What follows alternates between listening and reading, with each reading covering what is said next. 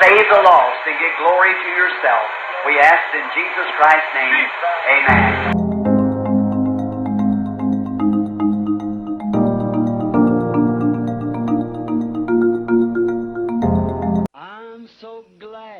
ndagushushaho kurikesha mbwa TV Imana igumugisha. Nkwaye ikaze mu kiganiro Branham aravuga. Benshi muri mwe mumaze kumenyera ko gitambuka buri wa kabiri saa 12 z'umugoroba kuri Mbwa TV. Iki kiganiro kivuga ku nkuru umuhanuzi Imana yatwereje muri kino gisekuruza cya nyuma muri William Marion Branham atubwira, ndetse akanakuraho n'icyigisho gifasha imitima yacu ndetse n'ubugingo bwacu. Iki kiganiro mukigezweho nanjye ni Nzigabo Madadire Kabe.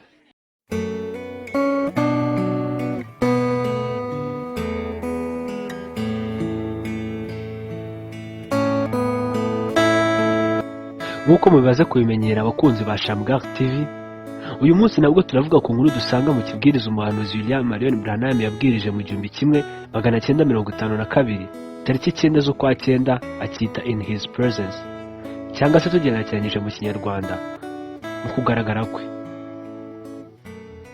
Branham atubwira inkuru y'umukobwa wavukiye mu muryango ndetse no mu gihugu cy'abantu basenga cyane. Ise w'uyu mukobwa yari wo twakwita umunyacyaro, muri make yiberaga mu cyaro ariko akaba umuvugabutumwa ndetse n'umuntu usenga cyane. Uyu mukobwa yaje kuva mu cyaro ajya mu murwa, ibyitwaga umunyacyaro yari afite byose bimushiramo, atangira kwitwara nk'abakobwa bo mu mugi. Mama w'uyu mukobwa yaje kuba yapfa, nuko Isa amusanga mu mugi kugira ngo babashe kuba bakibanira. Ariko uyu mukobwa umunsi umwe yaje guterwa n'isoni n'ibyo papa we yakoraga n'uburyo yitwaraga.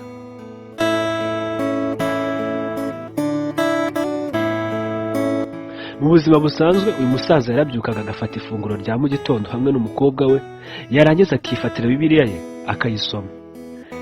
Igihe yabaga asoma ya Bibiliya ye, yabaga arimo arasakuza cyane, asenga cyane, aririmba, yirukanka icyumba cyose. Nuko uyu mukobwa umunsi umwe aza gushoberwa n'ibyo se yakoraga cyangwa se n'uburyo yitwaraga. Kuko no mu ijoro uyu musaza yafataga Bibiliya agasoma, maze yafashwa agasimbuka ku gitanda agasakuriza bari baryamye bose, asakuza agira ati cyubahiro ni icy'Imana, haleluya. Akamara igice cy'ijoro cyose arimo arira anasenga. Uyu mukobwa umunsi umwe yifuje gusabana n'abakobwa b'inshuti ze basenganaga, nuko arabatumira baze mu cyo Branham atubwira ko cyari kigezweho icyo gihe, bakacyita tea party.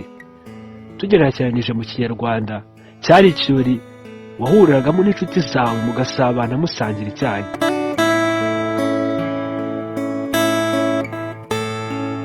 Uyu mukobwa yari ari aho ngaho yibaza icyo ari buze gukorera papa we kugira ngo ataza kubasakuriza igihe baraba bari kwiganirira akamusebya. Bidatinze yungutse inama, yanzura ko ari bumushyire mu cyumba cyo hejuru. Nuko yegera papa we aramubwira ati, papa rero ntibikwiriye kuza kuba uri kumwe n'abari abagore bagiye kuza hano kunsura. Papa nawe aramusubiza ati, ibyo rwose nibyo ndabyubahiriza mukobwa wanjye. Umukobwa akomeza abwira Isa ati, hari abagore bo ku rusengero bagiye kuza hano, turaza kugira amateraniro maze dusenge. None niyo mpamvu nashaka kukubwira nti niba byakunda rwose wigire mu cyumba cyo hejuru. Papa w'umukobwa mu guca bugufi kwe ati, rwose ntacyo bitwaye mukobwa wanjye, ndajya mu cyumba cyo hejuru. Twibuke ko ibi byose uyu mukobwa yabikoraga kugira ngo ataza gusakuriza abashyitsi be avuga za mera na za haleluya. Abashyitsi maze babyumva bagaseka wa mukobwa, niko kugenda akamushyira mu cyumba cyo hejuru muri etaje. Umukobwa arangije amwaka Bibiliya ye ayijyana kure ye, kuko niyo yamuteraga gusakuza. Arangije mu igitabo cya geography cyangwa icyo twakwita mu kinyarwanda igitabo cy'ubumenyi bw'Isi, kugira ngo ataza kubasakuriza ubwo bari bibereye mu kiganiro cyabo baseka bishimye bizihiwe.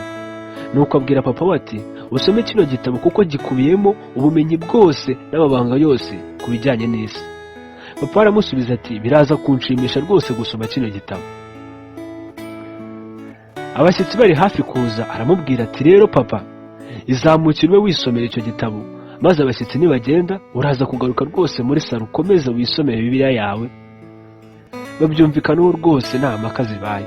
Bidatinze cya kirori cyabo cyaratangiye, baraganira, bararya, banywa cya cyayi cyabo, barizihirwa rwose. Bakiri aho ngaho muri uwo mwanya batangira kumva mu nzu yo hejuru umuntu avuza induru, asimbuka cyane anabyina.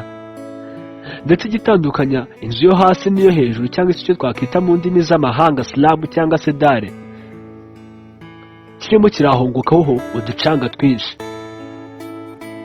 Umusaza rwose yari ari aho ngaho asimbuka cyane abyina agira ati icyubahiro ni icy'Imana, ikwiriye kuramwa iteka ryose.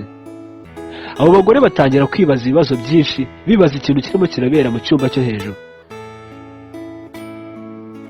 Muri ako kanya wa mukobwa we, kuko yari azi kirimo kiraba, azamuka yihuta cyane bishoboka. Agezeyo abwira papa w'umubyara ati, naguhaye igitabo cy'ubumenyi bw'Isi, sinigeze guha Bibiliya. Papa aramusubiza ati, ndabizi rwose mukobwa wanjye, ntiwigeze umpa Bibiliya. Papa aramubwira ati, nari ndimo ndasoma kino gitabo wampaye, nuko nsoma ko isi igizwe n'inyanja nyinshi, ndetse ko nta muntu wabasha kuziheza amaso. Ako kanya mpita nibuka ko ejo hashize nasomye muri Bibiliya yanjye ko Yesu Kristo yafashe ibyaha byanjye byose akabita mu nyanja yo kwibagirwa. Ntibigira iherezo, bikomeza gutembera mu nyanja, ntibishobora kugarukaho ukundi. Arongera arasakuza ati icyubahiro ni icy'Imana, ikwiriye kurangwa no guhimbazwa. Uwo mukobwa biramuyobera buri cyo yakora n'icyo yareka.